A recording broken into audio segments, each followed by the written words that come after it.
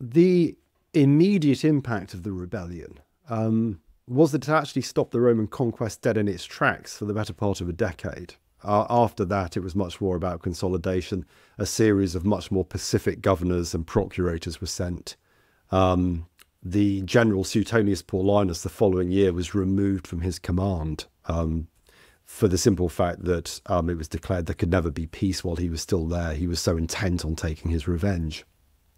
Long term in Roman Britain, probably not a great impact beyond having halted the conquest for a little while. East Anglia is interesting in that period. Whether or not it affected the future generations of the Iceni. There's often this idea that East Anglia remains a cultural backwater after that as a direct consequence of the rebellion and was hugely depopulated. There's actually not a huge amount of evidence for that archaeologically in the soil. So that's difficult to reconstruct. But of course, then the memory of Boudica fades. We might have a very brief mention of her. There's a man called Gildas writing in, I think, about the 6th century, who mentions a treacherous lioness that fought the Romans.